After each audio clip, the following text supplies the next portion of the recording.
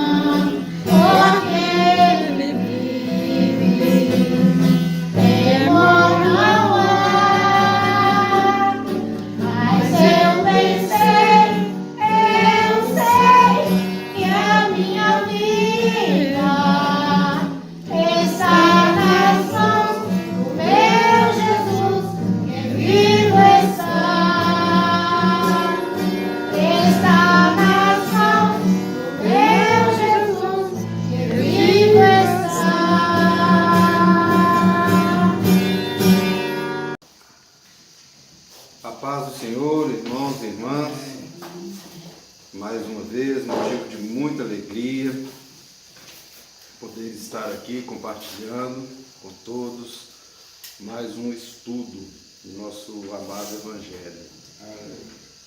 E como já é do nosso costume, antes de iniciarmos a leitura e algumas considerações, vamos fazer a nossa oração ao Espírito Santo de Deus.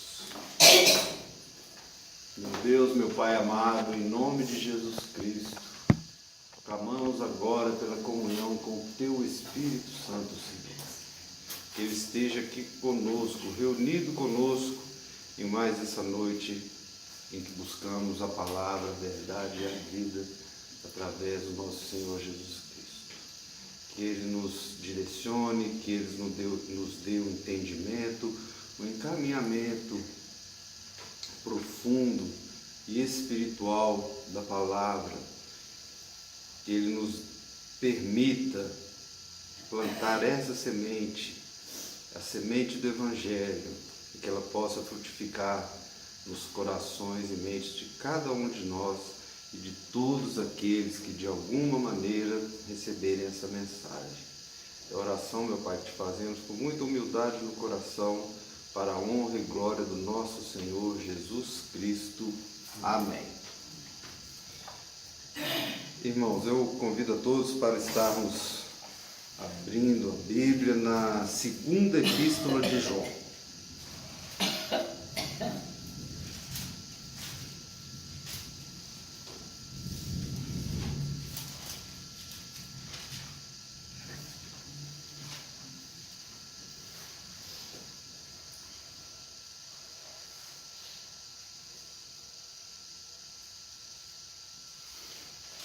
Segunda epístola de João. Eu vou ler dos versículos 1 ao 6. O presbítero à senhora eleita e aos seus filhos, a quem eu amo na verdade, e não somente eu, mas também todos os que conhecem a verdade. Por causa da verdade que permanece em nós e conosco estará para sempre. A graça, a misericórdia e a paz da parte de Deus Pai e de Jesus Cristo, o Filho do Pai, serão conosco em verdade e amor. Fiquei sobremodo alegre em ter encontrado dentre os teus filhos os que andam na verdade, de acordo com o mandamento que recebemos da parte do Pai. E agora, Senhora, peço-te, não como se escrevesse mandamento novo, senão o que tivemos desde o princípio, que nos amemos uns aos outros. E o amor é este, que andemos segundo os seus mandamentos. Este mandamento, como ouviste desde o princípio, é que andeis nesse amor. Amém? Nós encerramos o nosso estudo, na primeira epístola de João, e eu pensando qual seria o novo estudo, falei, não, então vamos concluir esse ciclo, nas epístolas de João, porque essa segunda epístola e a terceira são epístolas curtinhas, onde ele, de certa forma, ele reforça muito o que ele traz na primeira epístola, e nós vamos estar reforçando, tal qual João fez ao escrever as epístolas, nós vamos também reforçar esses temas, que são temas importantes, são temas relevantes, para nós enquanto cristãos. Então eu vou concluir essa segunda epístola de João. Eu pretendo trabalhar ela em 2 domingos, e a terceira epístola eu creio que com um domingo a gente consegue fechar essas epístolas de João. Depois eu pretendo passar para as epístolas de Pedro, para nós fazermos um estudo sequencial metódico, Estou aprendendo muito método científico, estou trazendo isso até para o estudo da palavra. Quando a gente estabelece um método para estudar, ele facilita, que você pega ali uma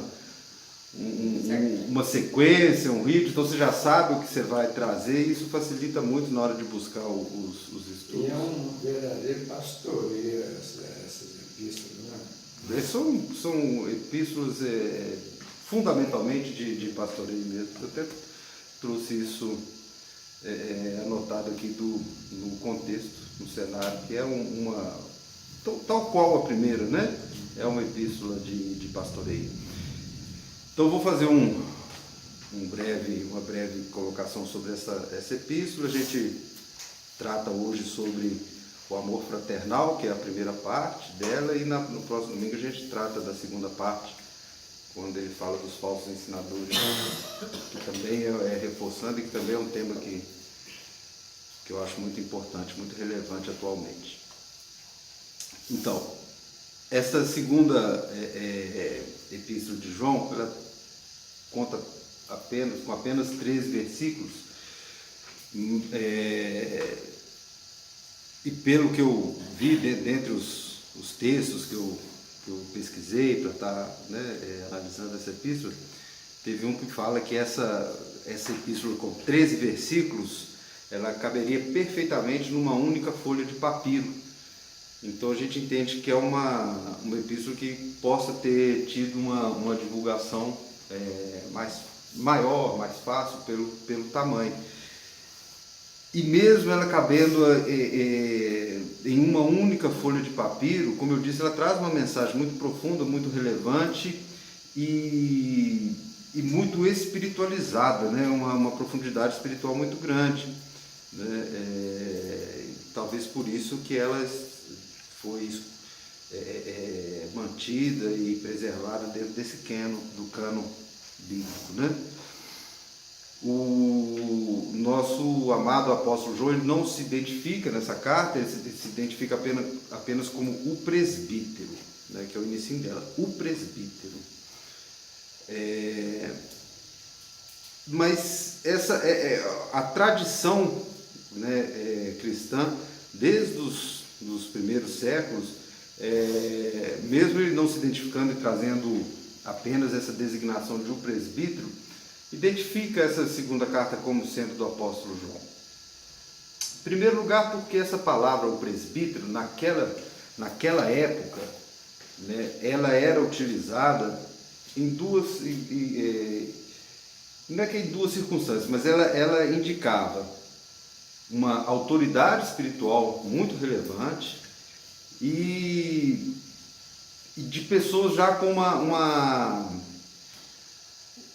idade avançada, ou seja, com uma estatura de ancião, de uma pessoa de muito conhecimento, e isso se encaixa muito a figura de João naquela época.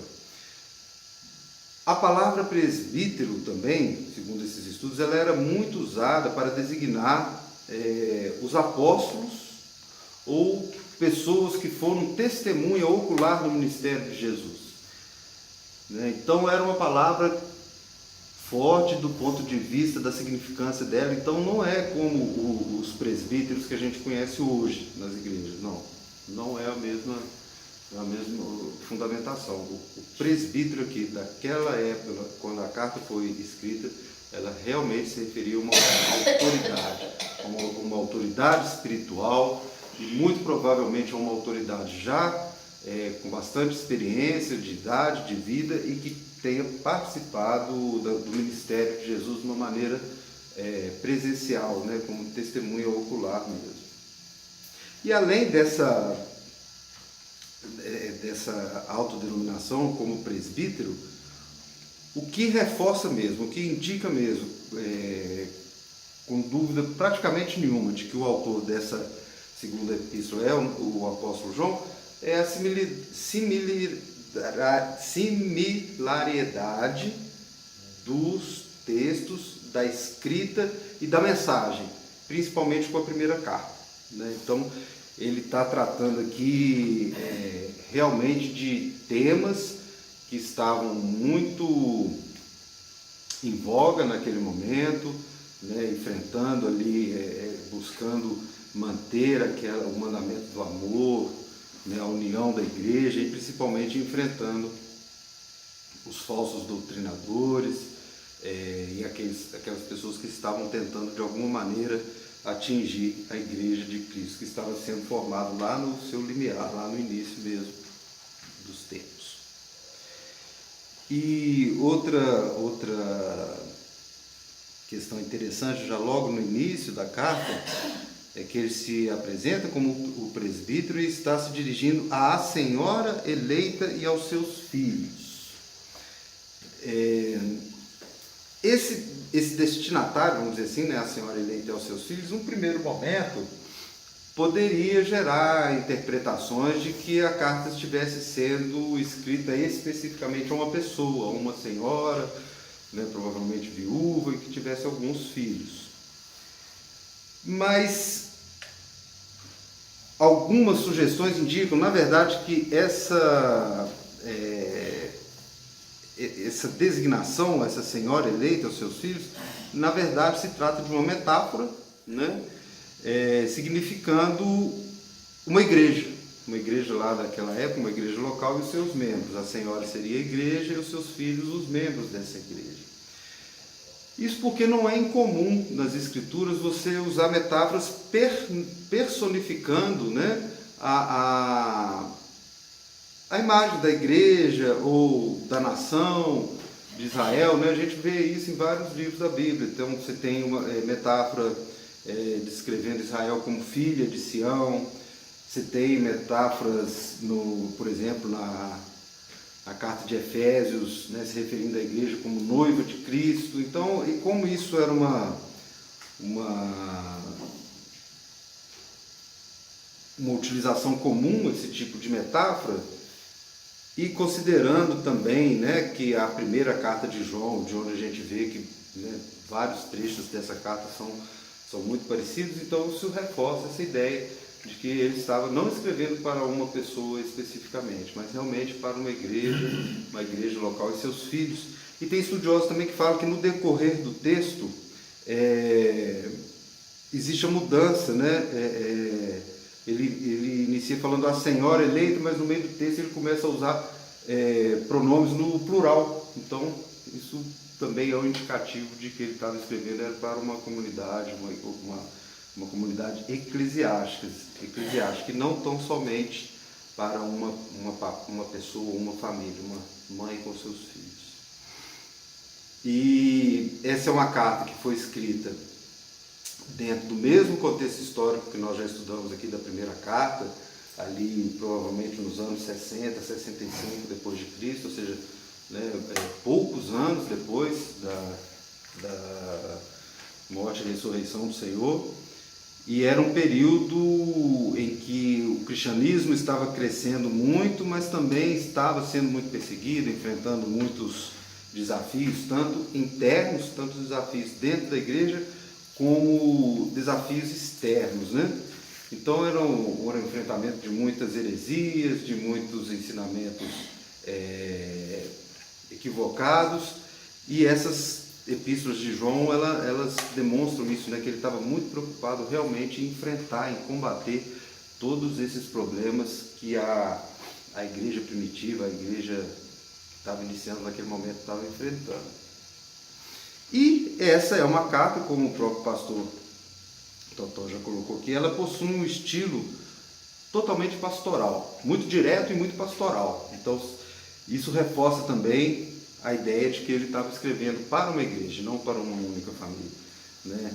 Então ele vai ter uma linguagem simples, mas com autoridade, né? E refletindo essa preocupação que eu mencionei de proteger, de proteção da comunidade, para evitar que ela realmente desmantelasse ou enveredasse aí para estudos, ou para heresias, para estudos equivocados e tal.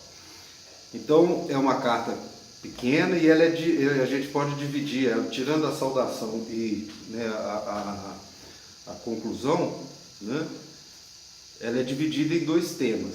Nós vamos trabalhar um hoje e o outro na próxima oportunidade. Então esse primeiro tema, né, ele vai fazer uma exortação, né, uma exortação à verdade e ao amor, o amor fraternal. Então, ele vai destacar a importância, né, de se caminhar na verdade, de se caminhar no amor, lembrando os destinatários da carta, do mandamento de amar uns aos outros, algo essencial para a vida cristã. Esse tópico que nós vamos trabalhar hoje. E o outro tópico que nós vamos trabalhar na próxima oportunidade, que vai do versículo 7 até o final, ele vai ser uma advertência mesmo, né? Uma advertência contra os enganadores, contra os falsos ensinadores. Então aí ela continua sendo uma carta pastoral, mas aí já vai ter um tom de alerta, um tom de advertência mesmo, né? E orientando e incentivando os cristãos, os crentes daquela época para, né, não receberem tais pessoas e proteger a doutrina, a sã doutrina da igreja. Então vamos tratar desse primeiro tema, que é um tema que permeia muito a primeira carta de João também, né? João ele fala muito lá na sua primeira carta sobre o amor fraternal. Ele fala que não se deve amar o mundo, mas amar assim os mandamentos, né? E é onde que tem aquela passagem que nós também trabalhamos ela aqui, onde que ele fala que Deus é amor. E agora ele volta a enfatizar isso na carta, quando ele traz o mandamento do amor, né? Ele fala que não escreve mandamento novo, senão que temos desde o princípio, que nos amemos uns aos outros. E este é o mandamento. Então João está sendo muito direto, né, ao destacar o amor como um princípio fundamental da vida cristã. Então, quando ele escreve aqui a quem amo de verdade, né? A quem amo na verdade, e não apenas eu os amo, mas também todos que conhecem a verdade, está lá no inicinho, né? Ele fala: o presbítero, a senhora e seus filhos, a quem eu amo na verdade, e não somente eu, mas também todos os que conhecem a verdade. Então ele traz esses dois conceitos dentro desse versículo, do amor e da verdade. E esse amor que João está trazendo aqui não é esse amor que nós conhecemos, um amor humano, um amor que nós sentimos, né? Como seres humanos, entre nós mesmos, entre família, filhos, etc. Mas é um amor bem mais sólido, bem mais concreto, e é o amor espiritual, que é o amor à verdade divina, né? Então, João está ensinando aqui, o que ele está nos dizendo é que o amor cristão, ele está intrinsecamente ligado com a verdade. Não tem como um subsistir sem o outro, né? Não tem verdade sem amor e não tem amor sem verdade, né? Porque o amor sem a verdade que a gente entende como a verdade espiritual mesmo, né? Que é a palavra, que é Jesus, né? Eu sou o caminho, a verdade, a vida. Então é essa verdade, a verdade de Jesus. Ela é um fundamento, né? Ele é um fundamento da nossa fé e sobre o qual o nosso amor deve ser construído, né? Então essa verdade, ela é fundamento da nossa fé cristã e foi revelada em Jesus Cristo. Ele é a verdade. Então João, ele enfatiza que o amor, ele se manifesta na obediência, tá? Quando ele fala aqui no versículo 6, e o amor é este, que andemos segundo os seus mandamentos, então é um amor em obediência aos mandamentos, mas aos mandamentos de Jesus, que era o principal, de amar uns aos outros. Então ele está enfatizando o tempo todo esse amor entre os irmãos da igreja. Eu acredito que devia estar tendo muitas dissensões, né? Deviam estar tendo muitas discussões mesmo em função dessas pessoas que estavam tentando inserir outros tipos de doutrinas, outros tipos de ensinamentos, e isso devia estar levando aqueles irmãos ali a um debate, a uma discussão. E João, ele está então enfatizando essa questão do amor como obediência, ou seja, se Jesus trouxe esse mandamento de que nós devemos amar uns aos outros, João está de uma maneira muito direta, muito franca, enfatizando isso. E ele, né, e é o entendimento nosso, e tenho certeza que ele estava trazendo essa mensagem também, quando ele fala em obediência, que obedecer a Deus não é um peso, né? Mas é uma expressão natural de quem realmente crê, de quem realmente tem fé, de quem realmente experimentou o amor divino. Então, para quem tem essa certeza, né, e tem toda a convicção de buscar fazer aquilo que é agradável ao Senhor, de buscar fazer aquilo que a nossa consciência foi, né, transformada pelo Espírito Santo, nos orienta, porque através do Espírito Santo, quando nós rogamos, quando nós pedimos aquilo que vem da nossa consciência, é o que o Espírito está, né, nos caminhando para essa obediência. Então, esse amor obediente é a marca distintiva de uma verdadeira fé cristã, de obedecer a esse mandamento, porque como João fala, é o mandamento que está desde o princípio. E se a gente pegar o ministério de Jesus, as cartas de João, elas refletem o ministério de Jesus. Se nós pegar, Jesus, ele ensinou muito através das parábolas, através dos sermões, mas as tônicas principais de todo o ministério de Jesus era o amor e era enfrentando o engano. Então Jesus estava enfrentando ali os fariseus, os saduceus o tempo todo, e João aqui, ele está além dessas pessoas, além dos fariseus e dos saduceus, ele ainda está enfrentando os heréticos, né? Pessoas que se revestiam de uma pseudo-espiritualidade ou uma pseudo-cristandade, mas estavam ensinando coisas erradas, coisas equivocadas, e um dos principais era a questão da encarnação, que Jesus não era encarnado, tinha heresias para todos os gostos naquela época lá. E João, ele vem insistindo no mandamento do amor, que amemos uns aos outros. Desde o início, essa foi a instrução da fé cristã. Então não é opção, mas sim essência da vida cristã. E o próprio João, lá no Evangelho, ele também declarou lá no seu Evangelho, no capítulo 13, que eu notei aqui, uma mensagem muito conhecida, que é essa aqui, 13, 34, 35.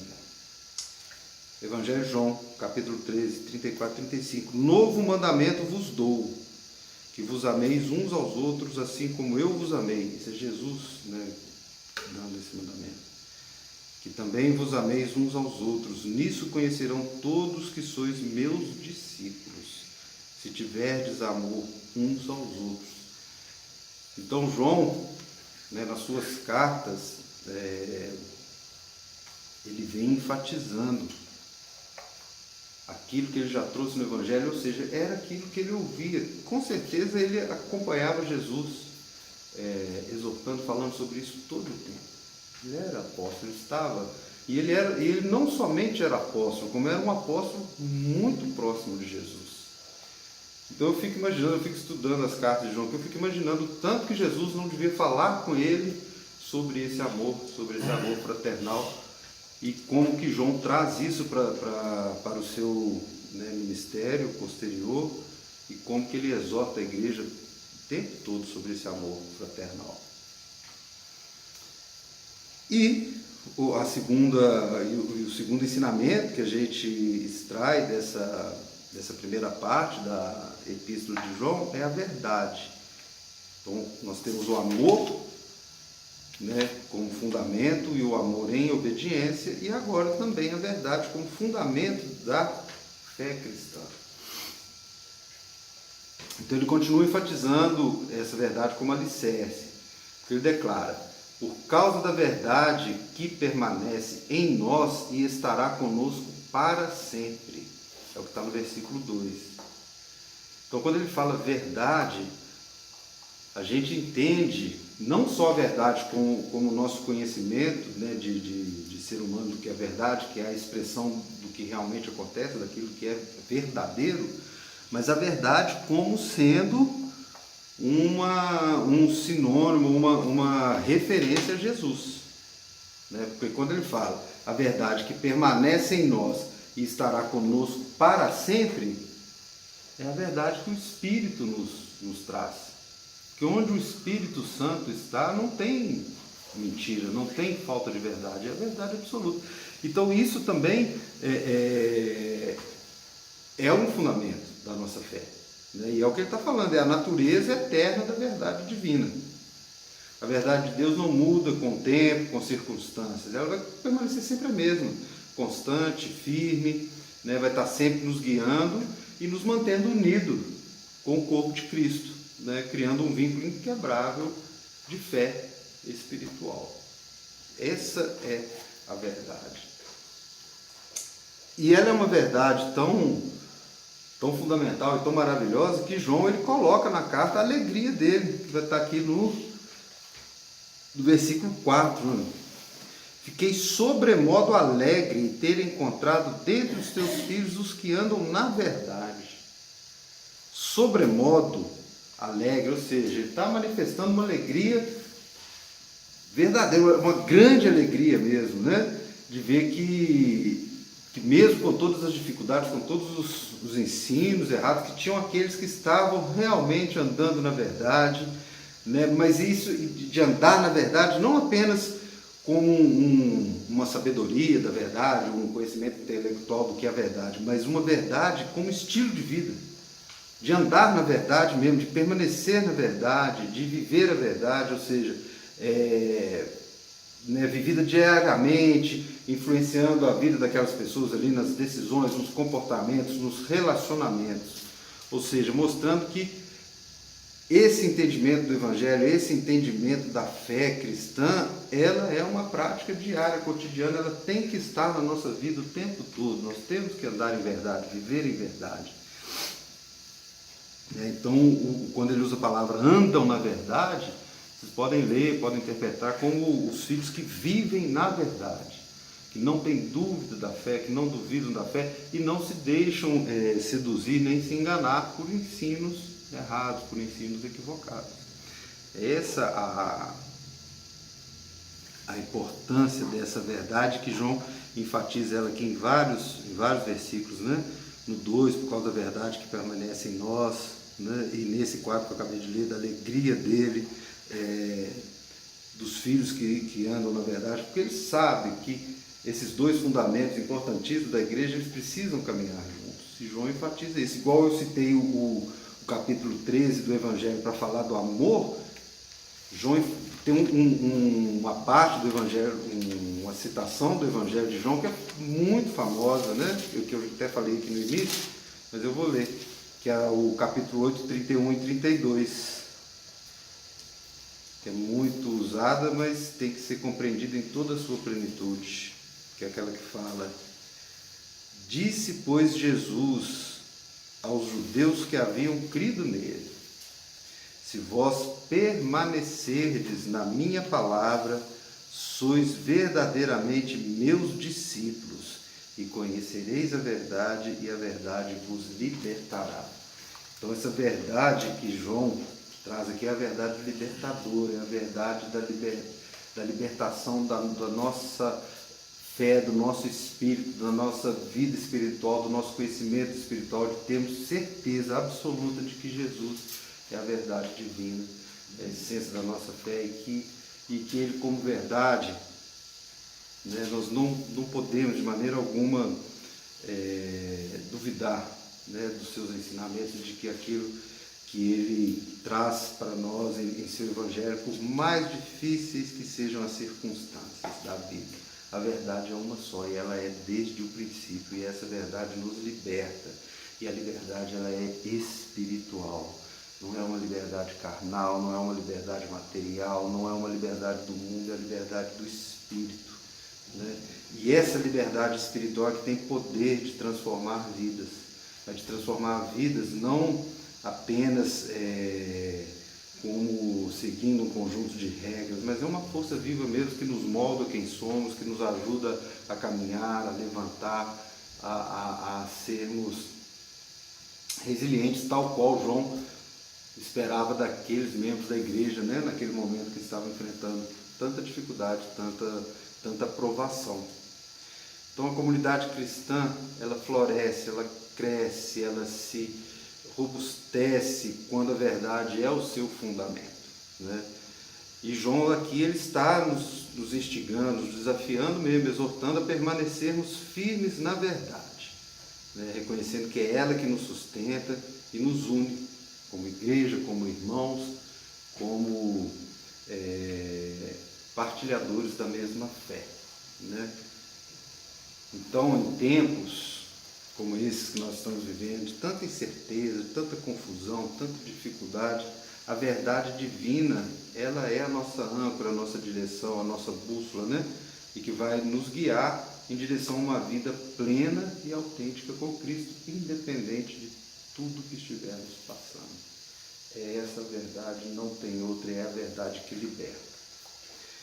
Então, essa carta de João, essa primeira parte que nós estamos estudando hoje, ela tem muita relevância, não só naquela época que João escreveu, mas ainda nos dias de hoje, né? Ainda nos dias de hoje.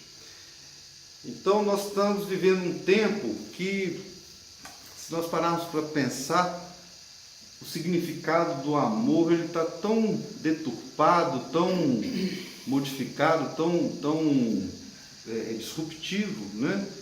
Que as pessoas hoje já nem sabem mais distinguir o que é amor, o que é satisfação, o que é um simples prazer, né? Então, nesses tempos, com tantas dificuldades, nós temos que entender o amor verdadeiro como esse amor obediente, esse amor de fé em Cristo, que esse é o amor que vai nos envolver em todas as outras áreas da nossa vida, né? Então, obedecendo os mandamentos, né, de Jesus, né, de caminhar na verdade, de amarmos uns aos outros, nós vamos estar demonstrando um amor prático, um amor fundamental, um amor sacrificial mesmo para a nossa igreja, né? E esse amor ele vai se manifestar através de atitudes que glorificam a Deus, edificam os outros, e principalmente é podermos estar sempre disponíveis, ou sempre atentos, ou sempre prontos para auxiliar um irmão, uma pessoa que precisa da alimentação, que precisa do alimento diário, né, na palavra, no Evangelho, ou de alguma forma uma exortação. É esse desafio, né, que nos move num mundo de tanto egoísmo, de tanta mesquinhez, a gente ter esse amor verdadeiro, esse amor fraternal e buscarmos compreender as dificuldades dos irmãos, das irmãs e tentar, de alguma forma, auxiliá-los sempre que o Espírito Santo nos tocar ou nos direcionar para isso, né? E o outro ponto dessa carta que nos traz a verdade. A verdade aqui em duas formas, eu penso. Uma que é a verdade, como eu citei, a verdade Jesus Cristo. Essa é a verdade. Ele é o nosso Senhor, Ele é o nosso Salvador, Ele é a verdade, Ele é o Verbo, Ele é a palavra, que está desde o princípio. E é nessa verdade que nós temos que caminhar. É no amor a Cristo. E isso vai ser essencial em toda a nossa fé, em toda a nossa caminhada cristã, né? Vivermos fundamentados nessa verdade, vivermos ancorados nela, buscando ela a todo momento.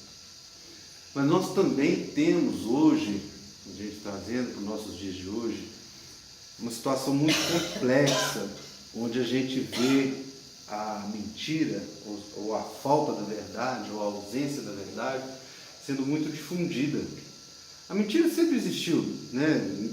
Desde o tempo do Evangelho, tem as citações que falam que o diabo é o pai da mentira, então ela sempre existiu.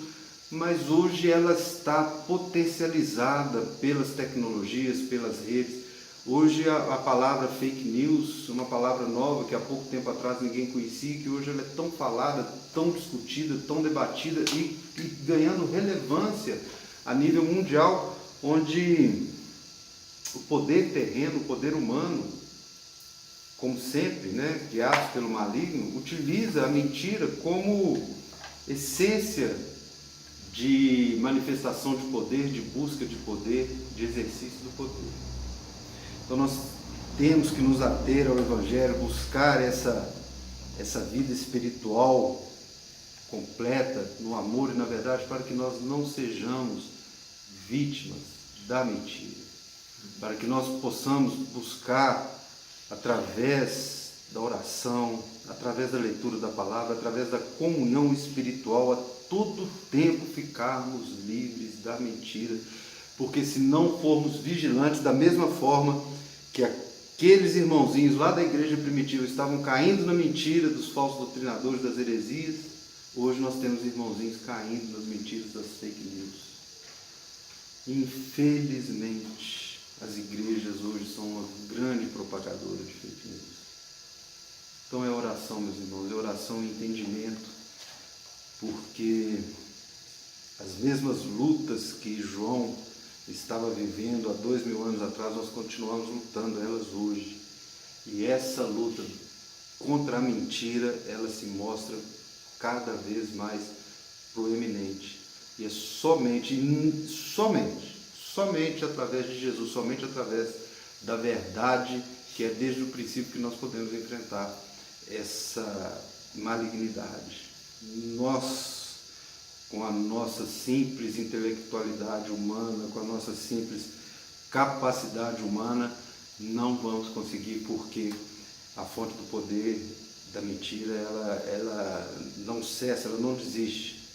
Mas a grande notícia é que nós, que temos a nossa fé, podemos enfrentar essa